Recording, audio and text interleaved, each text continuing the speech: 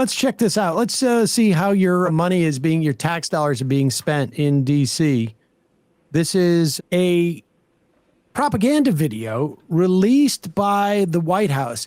You know, we saw images the other day of a man arrested by ICE, and he was then thrown to the ground in what appears to be for a guy with a SLR camera, you know, taking sort of like propaganda videos or photographs.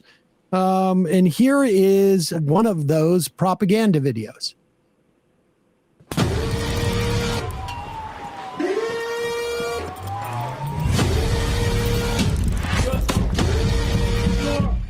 Coming down.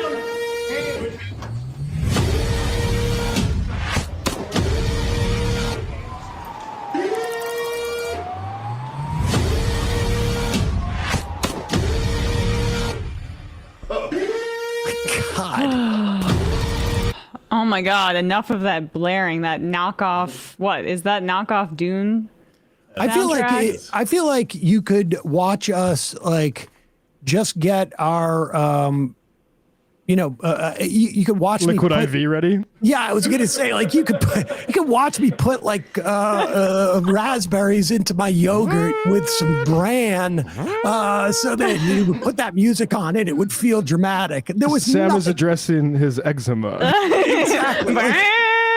These guys stumbling into this apartment and just knocking on a door, and the guy coming out like, "What's going on here?" Is this about the sandwich I threw?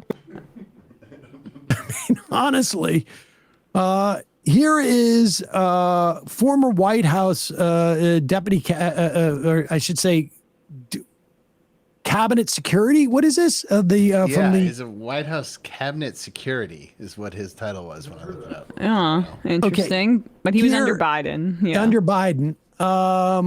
Here is Dan Coe just going around essentially what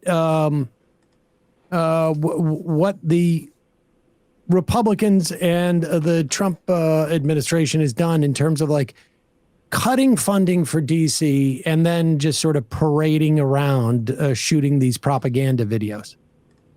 If Donald Trump really wanted to address crime, he literally is defunding the police more than any president in modern history. Slow it down and walk us through this, because I think this is the most important thing. So I come from the city of Boston, as you mentioned. The way you measure homicides typically is per 100,000 people.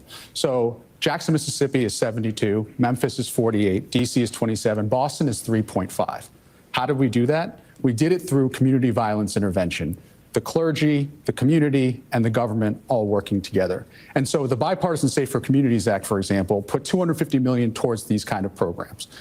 Donald Trump froze 800 million Department of Justice grants, 550 programs across 48 states dedicated to things like community violence intervention. That's one of the biggest cuts in history. He also froze 700 FBI jobs, 100 million from the alcohol, tobacco, and firearms, another 100 from domestic violence programs and violence against women at the DOJ. So if you actually want to address the problem of crime, you invest in these kind of programs. He's doing the exact opposite. And by the way, marching around Georgetown is not the way to reduce crime in DC, okay? Marching DEA agents around the mall where there were 0 drug incidents last year is not the way to reduce crime. But you get great videos. Yeah. That's the new aesthetic of fascism for our current age, and comes from CICOT in El Salvador, which is that lawyers can't get into these facilities to represent clients, but film crews can. Yeah. I mean, there was that story.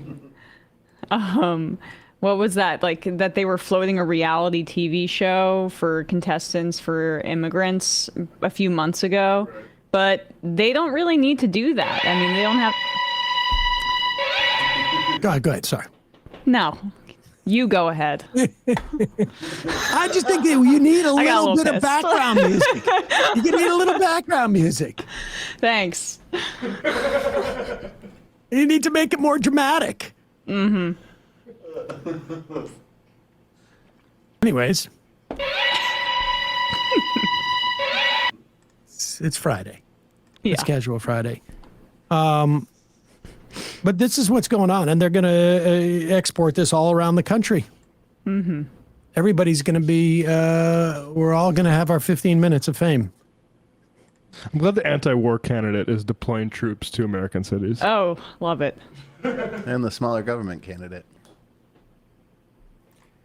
We have some guys glad- on dirt bikes. Please send in the military, sir. Thank you. Also, I'm small government. I'm glad talking to Weigel Sam brought earlier. up Jade Helm. Hey, folks, don't forget to hit the subscribe button and check out our daily show. We do it every day at 12 p.m. Eastern for about 2.5 hours. We even take phone calls. You should check that out.